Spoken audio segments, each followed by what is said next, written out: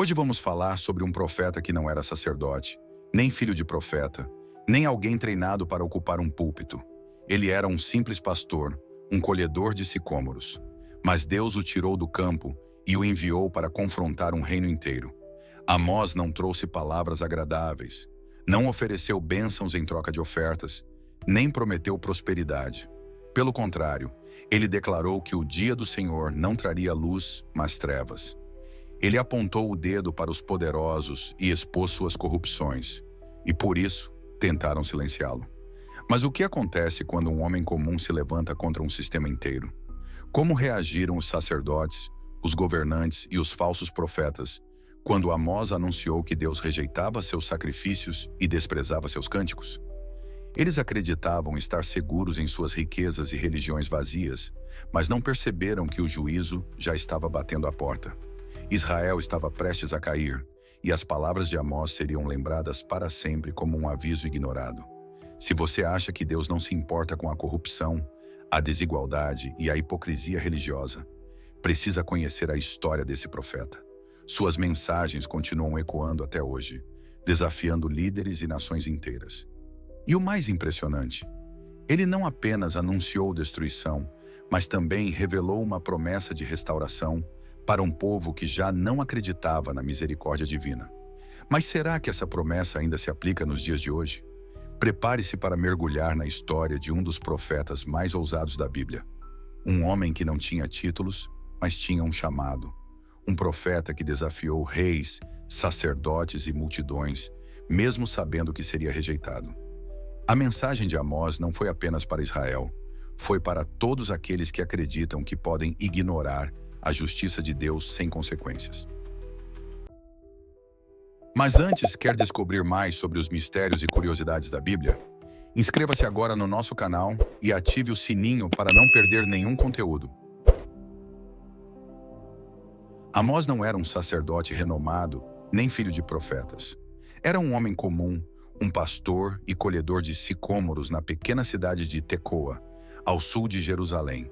Sua origem humilde torna sua missão ainda mais impactante, pois Deus não o escolheu por status, mas por propósito. Em Amós 7, 14 a 15, ele mesmo declara que não pertencia a nenhuma linhagem profética, mas que o Senhor o tirou do campo e o enviou para profetizar a Israel.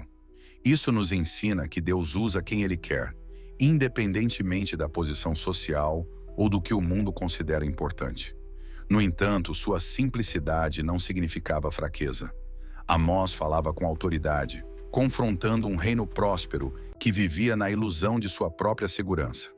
Enquanto o povo festejava sua riqueza, acreditando que Deus estava satisfeito, Amós surgiu como uma voz solitária no deserto da hipocrisia. Ele não suavizou sua mensagem para agradar os ouvidos poderosos. Pelo contrário, ergueu-se como um arauto da verdade, expondo o pecado que corroía as bases da nação. Muitos podem ter se perguntado: quem é esse homem para falar assim? Mas essa pergunta revela o orgulho de um povo que já não reconhecia quando Deus falava. A escolha de Amós nos lembra que a verdadeira autoridade vem de Deus, não de títulos ou reconhecimento humano. Sua coragem em denunciar a corrupção dos líderes e a opressão dos pobres mostra que a obediência a Deus exige mais do que palavras bonitas, exige ação. Assim como em Jeremias 1:7, onde Deus diz: não digas, eu sou uma criança, porque a todos a quem eu te enviar irás. Amós teve que enfrentar sua própria insignificância para cumprir um chamado maior. Ele não se intimidou diante dos que tentaram silenciá-lo, pois sabia que sua voz era um eco da justiça divina. Mas o que acontece quando um profeta surge para confrontar um povo que se recusa a ouvir? O que acontece quando a verdade se choca contra muros erguidos pelo orgulho e pela ilusão? O cenário que Amós encontrou em Israel era mais complexo do que parecia à primeira vista. A nação estava economicamente forte, mas espiritualmente doente. A próxima peça desse quebra-cabeça está na compreensão do contexto histórico que moldou esse período e preparou o terreno para o juízo divino. Israel vivia dias de aparente esplendor sob o reinado de Jeroboão II. O comércio florescia, as cidades cresciam e a riqueza se acumulava entre os poderosos. Contudo, essa prosperidade era apenas uma casca brilhante, encobrindo um sistema profundamente injusto. A desigualdade social crescia assustadoramente, e os pobres eram explorados sem misericórdia. Em Amós 6:1, o profeta denuncia: Ai dos que vivem despreocupados em Sião e dos que se sentem seguros no monte de Samaria, alertando sobre o perigo da complacência em meio à corrupção. A religião, que deveria ser um reflexo da aliança com Deus, tornara-se um teatro vazio.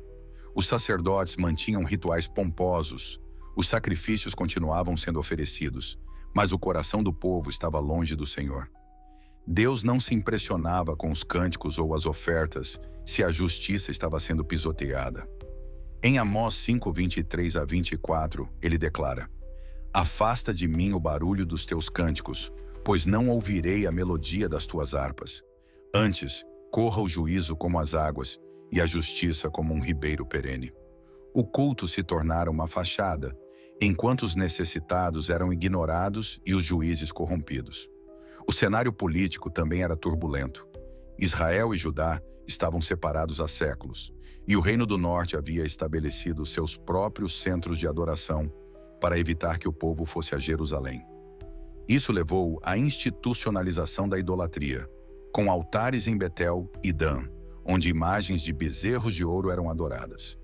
O povo acreditava que sua prosperidade material era sinal de aprovação divina, mas Amós veio para desmontar essa ilusão.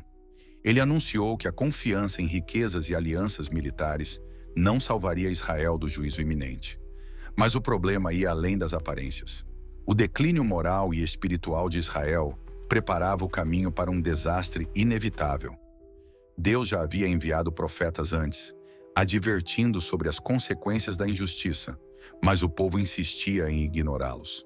Agora, através de Amós, a mensagem tornava-se mais urgente. O tempo da paciência divina estava chegando ao fim.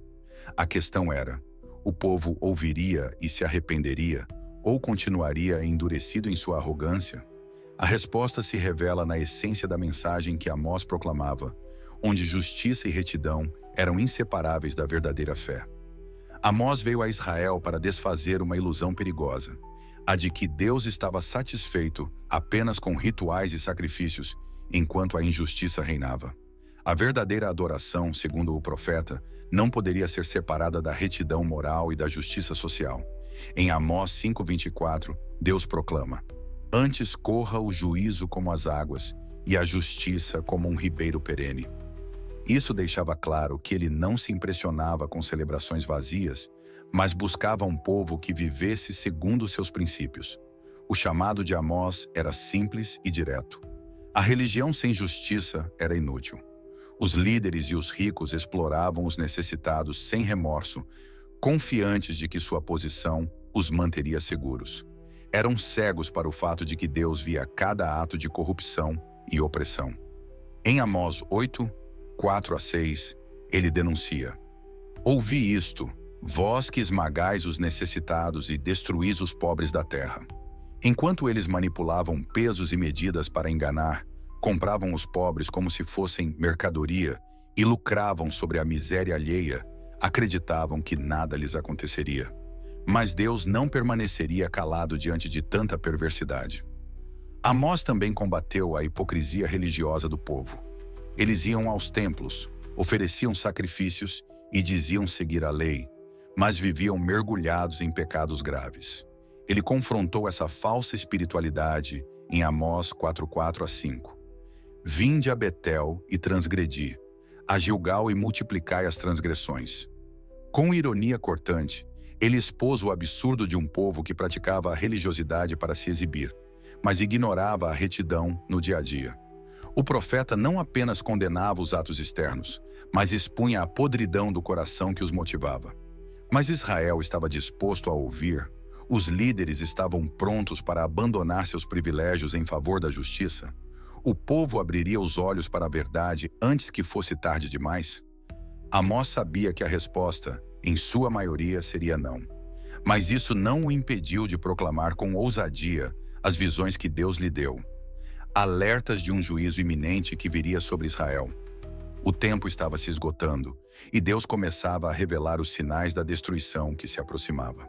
A sociedade israelita estava mergulhada em um sistema que favorecia os poderosos e esmagava os pobres. Os tribunais, que deveriam garantir justiça, haviam se tornado instrumentos de opressão. Os juízes aceitavam subornos e as leis eram manipuladas para favorecer os ricos. Amós 5,12 denuncia essa corrupção. Pois sei que são muitas as vossas transgressões e enormes os vossos pecados. Afligis o justo, aceitais suborno e rejeitais os necessitados na porta. A verdade já não tinha valor. A balança da justiça estava inclinada pelo peso da ganância. A riqueza acumulada pelos poderosos não era fruto de trabalho honesto, mas da exploração dos mais fracos. Os comerciantes adulteravam medidas, cobravam preços injustos e enganavam o povo. Em Amós 8, 5-6, eles são expostos por sua crueldade. Quando passará a lua nova para vendermos o trigo, e o sábado para abrirmos os celeiros de cereal? Diminuindo o efa, aumentando o ciclo e falsificando a balança enganosa. O desejo insaciável por lucro tornava até mesmo as festas religiosas um incômodo, pois interrompiam os negócios desonestos. Enquanto os pobres sofriam, os ricos viviam no luxo, indiferentes à miséria ao seu redor. Amós 6:4-6 descreve sua vida de conforto. Deitam-se em leitos de marfim, estendem-se em seus divãs, comem cordeiros do rebanho e novilhos do curral. Suas festas eram regadas a vinho e música, mas sua consciência permanecia anestesiada. Não se importavam com a ruína da nação, pois estavam cegos por seu próprio prazer. Contudo, Deus não deixaria essa indiferença impune. O julgamento já estava decretado, e as mesmas casas luxuosas seriam reduzidas a escombros. Mas o problema não era apenas social ou político, era espiritual. A opressão dos pobres e a corrupção dos líderes revelavam um coração distante de Deus. Israel havia se esquecido de que seu próprio passado estava marcado pela libertação da escravidão no Egito.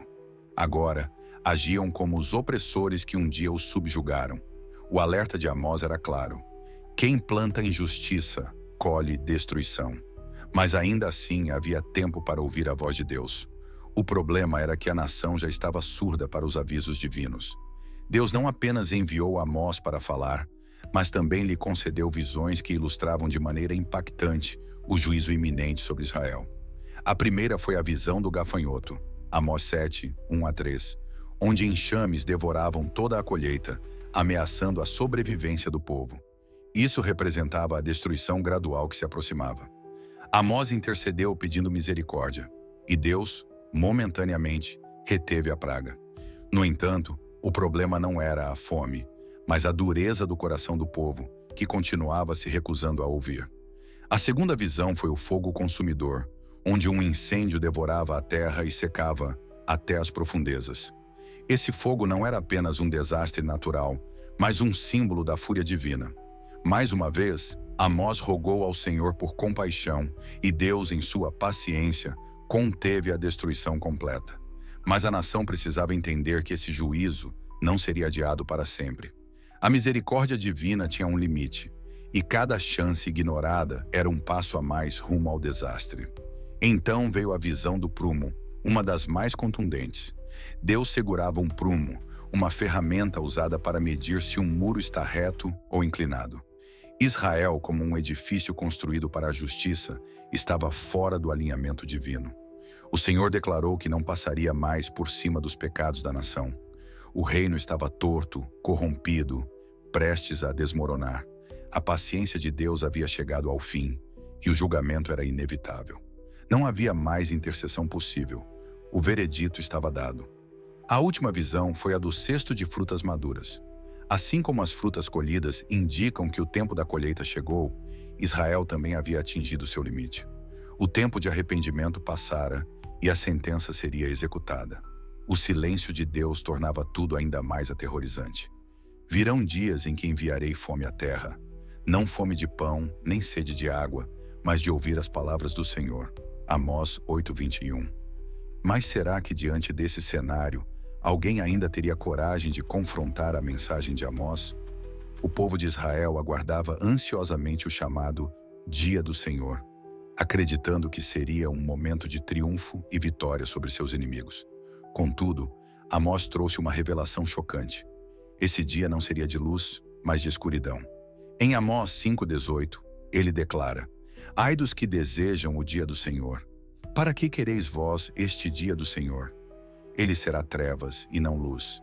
Em vez de livramento, haveria julgamento. Em vez de glória, haveria destruição. Israel havia se tornado o próprio inimigo de Deus, e o juízo começaria por eles. Para ilustrar a gravidade do que estava por vir, Amós comparou a situação a um homem que foge de um leão e encontra um urso, ou que entra em casa e é mordido por uma cobra. A mensagem era clara: não haveria escapatória.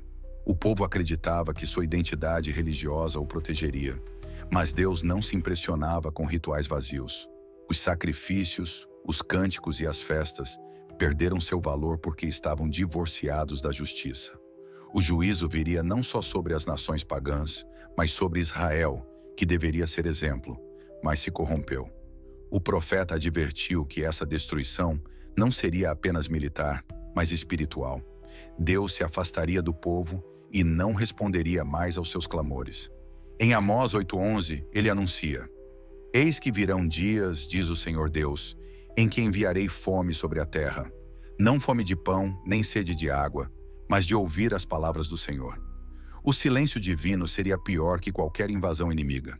Sem a voz de Deus, Israel estaria verdadeiramente perdido. A ausência da palavra era a pior sentença que poderiam receber. Mas haveria alguma esperança no meio desse cenário sombrio? O julgamento estava selado, mas a justiça de Deus sempre anda de mãos dadas com sua misericórdia.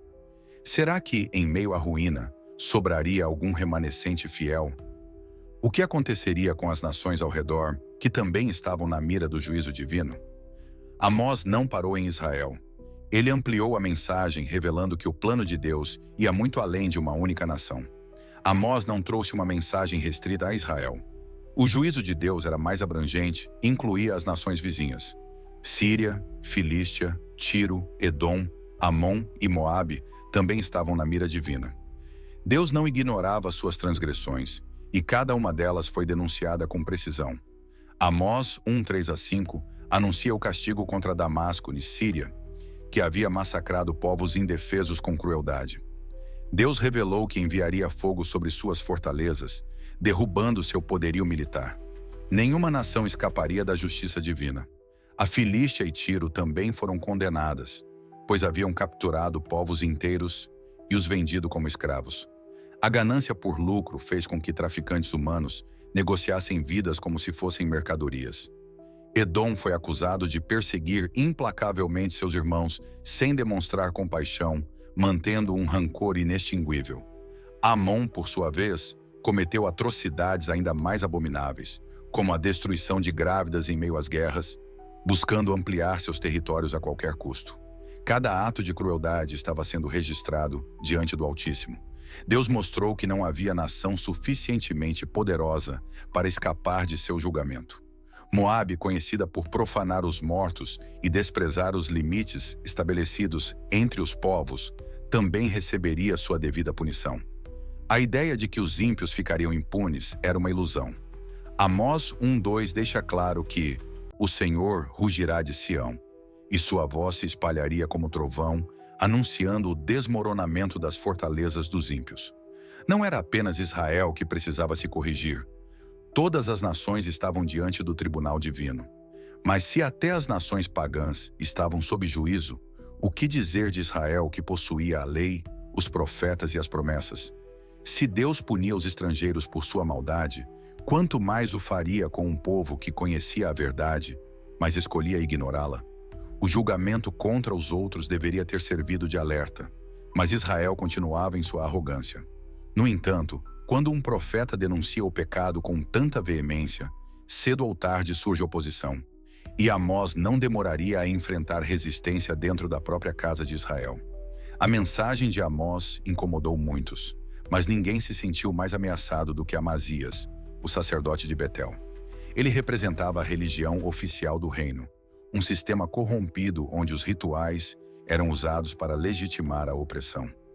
Em vez de ouvir a voz de Deus, Amazias agiu como um político, tentando silenciar o profeta. Em Amós 7:12 a 13, ele diz: Vai-te, ó vidente, foge para a terra de Judá. Ali come o teu pão e ali profetiza. Mas em Betel, daqui por diante, não profetizarás mais, porque é o santuário do rei e a casa do reino. A fé já não pertencia a Deus, mas ao governo. Amazias via Amós como uma ameaça ao status quo. Afinal, sua mensagem não apenas expunha os pecados da nação, mas desafiava diretamente a autoridade dos líderes religiosos e políticos. Para desacreditá-lo, Amazias levou um relatório ao rei Jeroboão II, distorcendo suas palavras e acusando-o de conspirar contra a monarquia. Essa era uma tática comum. Quando a verdade incomoda, aqueles no poder tentam rotular seus mensageiros como inimigos do Estado. Mas Amós não se intimidou. A resposta de Amós foi direta e poderosa. Ele não era um profeta de profissão nem alguém treinado para uma função. Ele não estava ali por ambição pessoal ou lucro. Não sou profeta, nem discípulo de profeta, mas boieiro e cultivador de sicômoros. Mas o Senhor me tirou de após o gado e me disse: Vai e profetiza ao meu povo Israel. Amós 7:17 a 17. Sua autoridade não vinha de um cargo humano, mas do próprio Deus. E por isso, ele não recuaria diante da oposição. Mas quem desafia a verdade paga um preço. Amós declarou a sentença divina sobre Amazias. Sua descendência seria eliminada, sua esposa se tornaria prostituta e ele morreria em terra estrangeira. Deus não apenas julgaria a nação, mas também aqueles que tentaram calar seus profetas. No entanto, a resistência contra Amós não impediu o cumprimento de suas palavras. O colapso de Israel era inevitável, e a destruição que ele anunciou estava mais próxima do que muitos imaginavam. As palavras de Amós não eram ameaças vazias. Ele anunciou o juízo de Deus e Israel, em sua arrogância, ignorou os alertas. Mas a justiça divina não falha. Menos de meio século após suas profecias, o Reino do Norte foi invadido pela Assíria. Em 722 a.C., Samaria foi destruída e os israelitas foram levados cativos. Assim como Deus havia dito em Amós 5:27, por isso vos farei ir em cativeiro além de Damasco. A nação experimentou o peso de sua própria corrupção. A queda foi repentina, mas os sinais estavam visíveis há muito tempo. A Assíria não apenas conquistou Israel militarmente, mas também destruiu sua identidade como nação. O rei assírio promoveu uma política de deslocamento populacional, misturando israelitas com estrangeiros, enfraquecendo sua cultura e fé. Esse evento deu origem ao povo samaritano, que séculos depois ainda seria desprezado pelos judeus. Deus não apenas permitiu a destruição, mas a usou para mostrar que sua palavra nunca volta vazia. O que parecia impossível para os poderosos de Israel tornou-se realidade diante de seus olhos. O castigo divino não veio sem aviso. Amós profetizou que os opressores seriam derrubados, que os palácios seriam saqueados e que os que confiavam em sua riqueza e influência seriam humilhados. A destruição de Israel provou que Deus não faz concessões ao pecado, mesmo entre seu próprio povo. A nação que deveria ser um farol de justiça tornou-se um exemplo de juízo. Amós 3:2 ecoava a sentença: De todas as famílias da terra, somente a vós vos conheci. Portanto, vos punirei por todas as vossas iniquidades. Mas havia esperança. O juízo de Deus sempre vem acompanhado de um chamado ao arrependimento. Mesmo diante da destruição, Deus não abandonaria completamente seu povo. A mensagem de Amós não terminava na ruína, mas apontava para um futuro onde um remanescente fiel seria restaurado. A promessa de redenção estava no horizonte, e a última visão do profeta não era de morte, mas de renovação. O fim de Israel como reino não significava o fim do plano divino. Algo maior ainda estava por vir. Embora o livro de Amós seja marcado por denúncias e juízo, Sua última mensagem não é de destruição, mas de esperança. Deus nunca pune sem propósito, e a queda de Israel não seria o fim definitivo. Em Amós 9:11, ele promete: naquele dia, levantarei o tabernáculo caído de Davi, repararei as suas brechas, levantá-lo-ei das suas ruínas e o edificarei como nos dias da antiguidade. Essa profecia apontava para um futuro onde a nação seria restaurada, mas sob uma nova perspectiva. Não se tratava apenas de um retorno físico, mas de uma renovação espiritual. A restauração prometida não viria através de reis terrenos ou alianças políticas, mas de um novo reino, fundamentado na justiça e na fidelidade a Deus. Amós 9:13 descreve um tempo de abundância, onde os montes destilarão mosto e todos os outeiros se derreterão. Isso simboliza um período de bênçãos e prosperidade para aqueles que permanecerem fiéis. Mas essa promessa não se limitava a Israel. O alcance da salvação se estenderia para além das fronteiras da nação escolhida. Séculos depois, essa profecia foi citada no Concílio de Jerusalém, quando os apóstolos reconheceram que a restauração mencionada por Amós se cumpria na chegada do Messias. Jesus Cristo veio para reunir o verdadeiro povo de Deus, não baseado em etnias, mas na fé. O tabernáculo caído de Davi foi restaurado em Cristo, que estabeleceu um reino eterno. Amós havia falado sobre juízo, mas no fim apontou para uma redenção que transcenderia a história de Israel. Essa última promessa de Amós nos ensina que, embora Deus corrija seu povo, ele nunca o abandona. O julgamento não é o fim da história. Há sempre um caminho de volta para aqueles que se arrependem. O livro de Amós começa com advertências e termina com restauração, revelando que o caráter de Deus é justo, mas também misericordioso. E essa esperança continua viva para todos que, mesmo diante do caos, confiam na promessa de um reino inabalável. A história de Amós nos ensina que Deus não se cala diante da injustiça. Ele levanta profetas, mesmo entre os humildes, para confrontar os poderosos e expor a corrupção dos que se consideram intocáveis. Amós falou em uma época de prosperidade material, mas sua mensagem revelou a podridão escondida sob a riqueza. Ele denunciou líderes que manipulavam a religião para seu próprio benefício e um povo que buscava bênçãos, mas rejeitava a retidão. No fim, suas palavras foram ignoradas e Israel pagou o preço da sua arrogância. O que torna a mensagem de Amós tão atual é que o padrão se repete. O luxo e a falsa sensação de segurança ainda fazem muitos acreditarem que estão acima do juízo de Deus. A corrupção, a opressão e a hipocrisia religiosa continuam vivas, e os que se levantam para denunciar o erro ainda são silenciados. Mas assim como no passado, Deus vê tudo. Amós 9:8 nos lembra: eis que os olhos do Senhor Deus estão sobre este reino pecador, e eu o destruirei de sobre a face da terra, mas não destruirei de todo a casa de Jacó. Há justiça, mas também há graça. A queda de Israel provou que Deus cumpre sua palavra, mas a promessa de restauração nos lembra que seu propósito não é apenas punir, mas transformar. O juízo veio, o reino foi destruído, mas o plano de Deus não terminou ali. Em Cristo, a verdadeira restauração aconteceu. O tabernáculo caído de Davi foi erguido novamente, e o convite para fazer parte desse novo reino ainda está aberto. A pergunta é: quem ouvirá o alerta de Amós antes que seja tarde demais? A voz do profeta ecoa através dos séculos, e sua mensagem permanece viva para todos que têm ouvidos para ouvir. O que aprendemos com Amós não é apenas uma história antiga, mas uma advertência real sobre os perigos de ignorar a justiça e confiar em uma religiosidade vazia.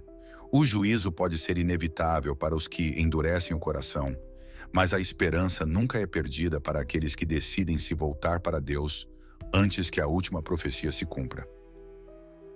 Muito obrigado por acompanhar esse vídeo e por se juntar a nós nessa linda jornada pelas histórias da Bíblia. Se você se sentiu tocado e inspirado, inscreva-se no canal para receber mais conteúdos que aprofundam nossa fé e espiritualidade. Não se esqueça de deixar seu like, comentar e compartilhar esse vídeo com quem também busca inspiração divina. Que Deus te abençoe.